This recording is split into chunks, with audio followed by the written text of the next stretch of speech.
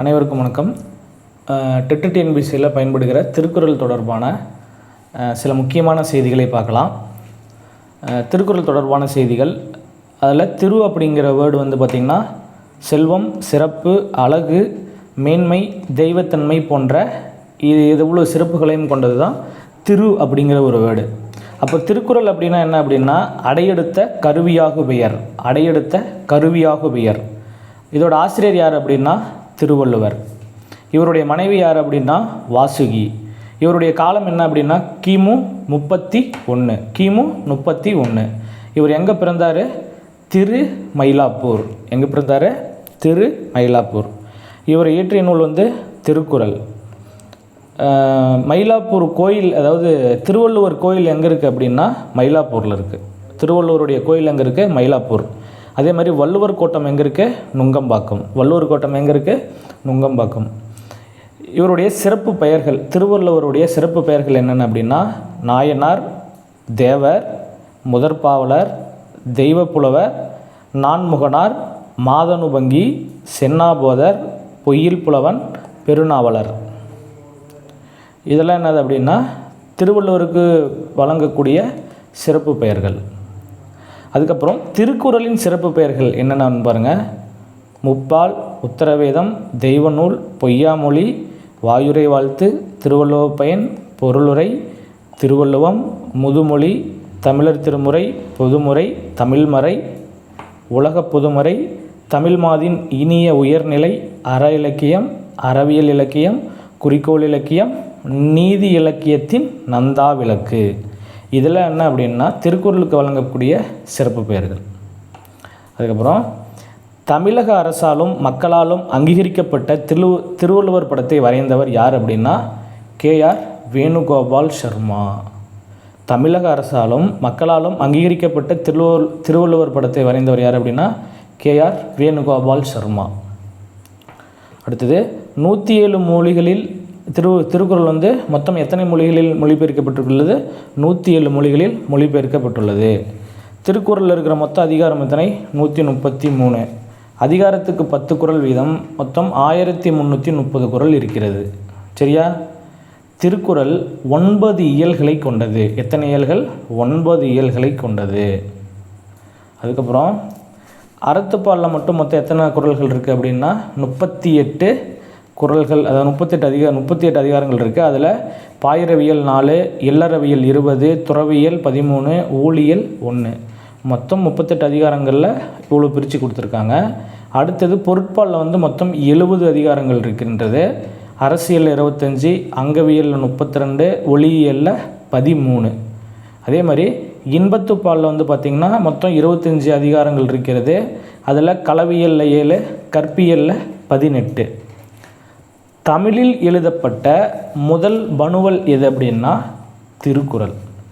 திருக்குறளின் சிறப்பை உணர்த்தும் நூல் எது அப்படின்னா திருவள்ளுவ மாலை. திருக்குறளின் சிறப்பை உணர்த்தும் நூல் எது?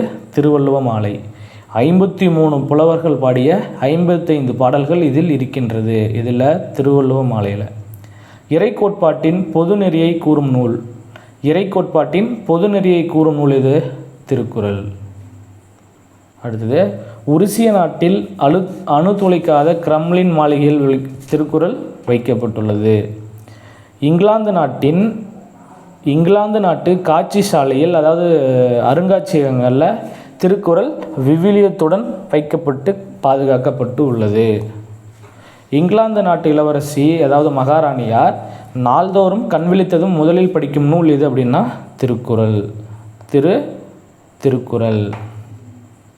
அடுத்தது திருக்குறளுக்கு உரை எழுதியவர்கள் யார் யார் அப்படின்னா தருமர், தாமத்தர், பரிதி, திருமலையர், பரிபெருமாள், மணக்குடுவர், நச்சர், பரிமேலழகர், மல்லர், காளிங்கர். யார் யார்? தருமர், தாமத்தர், பரிதி, திருமலையர், பரிபெருமாள், மணக்குடவர், நச்சர், பரிமேலழகர், மல்லர், காளிங்கர். இதெல்லாமே யார் அப்படின்னா திருக்குறளுக்கு உரை எழுதிய ஆசிரியர்கள். பரிமேலழகர் உரையுடன் முதலாக திருக்குறளை பதிப்பித்தவர் யார் அப்படின்னா ராமானுஜ கவிராயர். எந்த வருஷம்? 1840. பரிமேலழகர் உரையுடன் முதலாக திருக்குறளை பதிப்பித்தவர் ராமானுஜ கவிராயர். அதே மாதிரி பதின்மர் எழுதிய உரையில் மிக சிறந்த உரை எது? பதின்மர் எழுதிய உரையில் மிக சிறந்த உரை எது அப்படின்னா பரிமேலழகர் எழுதிய உரை தான் மிகச்சிறந்தது. திருக்குறளுக்கு முதலில் உரை கண்டவர், அதாவது முதல்ல உரை எழுதியவர் யார் அப்படின்னா மணக்குடவர். யார்? மணக்குடவர். ஞானப்பிரகாசம் 1812 முதலில் திருக்குறளை பதிப்பித்து தஞ்சையில் வெளியிட்டார். திருக்குறளை முதலாக பதிப்பித்தவர் யார் அப்படின்னா ஞானப்பிரகாசம். அவர் எங்கே பதிப்பித்தார் அப்படின்னா தஞ்சாவூரில். எந்த வருஷம் அப்படின்னா 1812. இது அதிகமாக கேட்கக்கூடிய கொஷின். 14 கீழ்கணக்கு நூல்களில் பாவகையால் பெயர் பெற்ற ஒரே நூல் திருக்குறள். 14 கீழ்கணக்கு நூல்களிலேயே பாவகையால், அதாவது குறள் வெண்பாவால் இயற்றப்பட்டால் அது பெயர் பெற்ற ஒரே நூல் எது அப்படின்னா திருக்குறள். அடுத்தது திருக்குறளின் மொழிபெயர்ப்புகள் பாருங்கள். வீரமாமுனிவர் லத்தீன் மொழியில் 1730 மொழிபெயர்க்கிறாரு. எந்த இதை மட்டும் 2 மட்டும், அறத்துப்பால் பொருட்பால். அதே மாதிரி ஜியு போப் ஆங்கிலத்து மொழியில் பெயர்க்கிறாரு. எந்த வருஷம் அப்படின்னா 1886. அதே மாதிரி எல்லிஸ் துரை ஆங்கிலத்தில் மொழிபெயர்த்திருக்காரு. கிண்டர்ஸ்லே மற்றும் வே.சு. ஐயர் ஆங்கிலத்தில் மொழிபெயர்த்திருக்காங்க. பூர்ணலிங்கம் ராஜாஜி ஆங்கிலத்தில் மொழிபெயர்த்திருக்காங்க. டாக்டர் கிரவுல் ஜெர்மன் மொழியில் மொழிபெயர்த்திருக்காங்க. ஏரியல் அப்படிங்கிறவர் பிரெஞ்சு மொழியில் மொழிபெயர்த்திருக்காங்க. அதே மாதிரி டால்சுதா எனப்படுபவர் உருசியம் மொழியில் மொழிபெயர்த்திருக்காரு. பிடி ஜெயின் இந்தி மொழியில் மொழிபெயர்த்திருக்காரு. வைத்தியநாத பிள்ளை தெலுங்கு மொழியில் மொழிபெயர்த்திருக்கின்றார். அப்பா தீட்சிதர் வடமொழியில் மொழிபெயர்த்திருக்கிறார். திவான் பகதூர் கோவிந்த பிள்ளை மலையாளத்தில் மொழிபெயர்த்திருக்கிறார். எஸ்எஸ் பெர்வி அப்படிங்கிறவர் பிஜி மொழியில் மொழிபெயர்த்திருக்கிறாரு. அரபு மொழியில் யாருன்னா டாக்டர் முகமது யூசுப் கோகன். டாக்டர் முகமது யூசுப் கோகன் அரபு மொழியில் மொழிபெயர்த்திருக்காரு. ஹீஜோ மத்சுதானாஹா அப்படிங்கிறவர் ஜப்பானிய மொழியில் மொழிபெயர்த்திருக்கிறாரு. ஆண்ட்ரேஜஸ் லூபின்ஸ்கி அப்படிங்கிறவர் போலந்து மொழியில் மொழிபெயர்த்திருக்கிறாரு. கிட்டு அப்படிங்கிறவர் நரிக்குறவர் மொழியில் மொழிபெயர்த்திருக்காரு. அதுக்கப்புறம் இந்திய மொழிகளில் மொழிபெயர்ப்புகள் பாருங்கள். சானே குருஜி மராத்திய மொழியிலையும், எல் குண்டப்பா, பிஎஸ் ஆச்சாரியா அப்படிங்கிற 2 பேரும் கன்னட மொழியிலையும், நளினி மோகன் சன்யால் அப்படிங்கிறவங்க வங்காள மொழியிலையும், காந்திலால் பிசி ஜவேரி அப்படிங்கிறவங்க குஜராத்தி மொழியிலையும், டாக்டர் ரந்தீர் சிங் அப்படிங்கிறவர் பஞ்சாப் மொழிகள்லையும், மொத்தம் 5 பேர் என்ன பண்ணியிருக்காங்க அப்படின்னா இந்தி மொழிகளில் மொழிபெயர்த்திருக்காங்க. சரியா? அடுத்தது உலக மொழிபெயர்ப்பிலேயே ரொம்ப அதிகமாக இருக்கிறது விவிலியம். உலக லெவலில் அதிகமாக மொழிபெயர்க்கு மற்ற மொழிகளில் மொழிபெயர்த்தது எது அப்படின்னா விவிலியம். அந்த விவிலியத்துக்கு அடுத்தது 2வதாக இருக்கிறது எது அப்படின்னா திருக்குறள். சரியா? அடுத்தது திருக்குறள் அப்படிங்கிறது அகரத்தில் தொடங்கி நகரத்தில் முடியும். அகரத்தில் தொடங்கி நகரத்தில் முடியும். தமிழுக்கு கதி என அழைக்கப்படும் நூல்கள் எது அப்படிங்கன்னா திருக்குறளும் கம்பராமாயணமும். இதுவும் அடிக்கடி கேட்கக்கூடிய கொஷின். திருக்குறள் இது தமிழுக்கு கதி என அழைக்கப்படும் நூல்கள் எது அப்படின்னா திருக்குறளும் கம்பராமாயணமும். சிவசிவ வெண்பா, தினகர வெண்பா, வடமலை வெண்பா, சோமேஸ்வர் முதுமொழி வெண்பா, குமரேச வெண்பா, அதுக்கப்புறம் திருக்குறள். இது எல்லாமே என்ன அப்படின்னா இந்த வெண்பாக்கள் எல்லாமே திருக்குறளுடைய சிறப்புகளை பற்றி கூறக்கூடியது. திருக்குறளில் மொத்தம் 14,000 சொற்கள் உள்ளன. 14,000 சொற்கள் உள்ளன. அடுத்தது திருக்குறள் சார்ந்த மிக முக்கியமான நூட்கள் என்னென்ன அப்படின்னு பார்த்திங்கன்னா வாழும் வள்ளுவம் அப்படிங்கிறது வாசே குழந்தைசாமி எழுதிய நூல். வணக்கம் வள்ளுவ அப்படிங்கிறது ஈரோடு தமிழன்பன் எழுதிய நூல். வள்ளுவம் அப்படிங்கிறது சுப மாணிக்கம் எழுதிய நூல். திருக்குறள் தெளிவுரை அப்படிங்கிறது மு வரதராசனார் எழுதிய நூல். திருக்குறள் உரை விளக்கம் அப்படிங்கிறது திருவி கல்யாண சுந்தரனார் எழுதிய நூல்.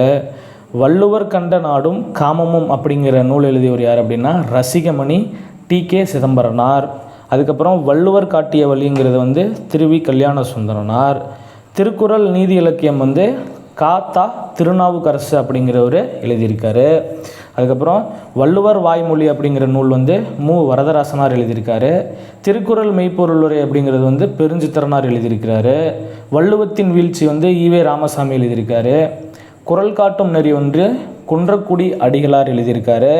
திருக்குறள் சொல்லடைவு வந்து சா தண்டபாணி தேசிகர் அப்படிங்கிறவர் எழுதியிருக்காரு.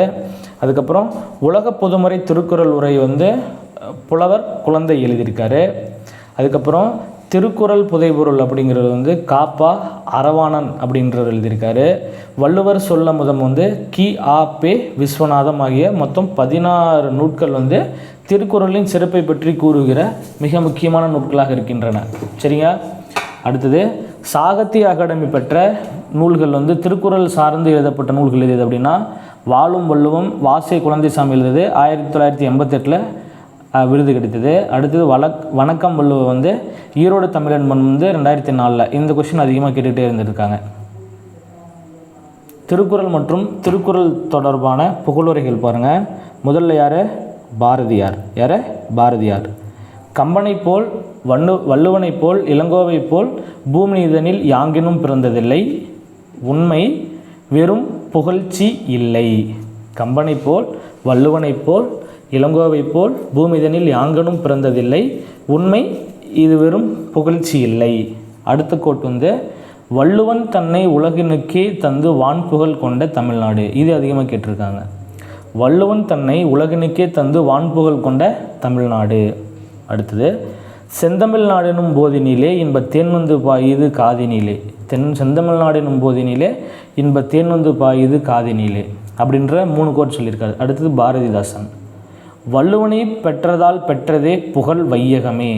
வள்ளுவனை பெற்றதால் பெற்றதே புகழ் வையகமே. அடுத்தது இணையில்லை முப்பாலுக்கு இந்நிலத்தே. இணையில்லை முப்பாலுக்கு இந்நிலத்தே அப்படின்னு அவரும் கூடியிருக்காரு.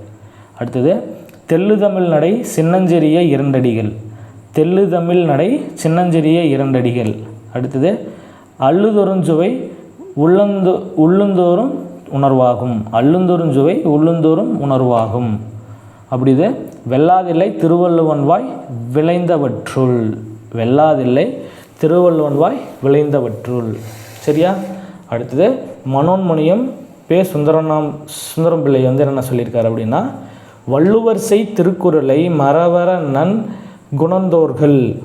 வள்ளுவர் செய் திருக்குறளை மறவர நன் குணர்ந்தோர்கள்.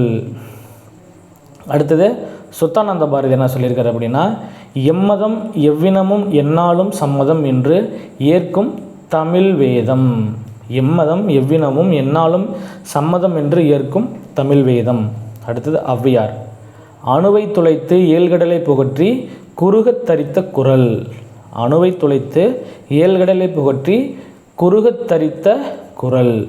அடுத்தது கி ஆ பே விஸ்வநாதம் என்ன சொல்லியிருக்காரு அப்படின்னா திருவள்ளுவர் தோன்றியிராவிட்டால் தமிழன் என்ற ஒரு இனம் இருப்பதாக உலகத்தாருக்கு தெரிந்திருக்காது. இதுவும் அடிக்கடி கேட்ட கொஷின்.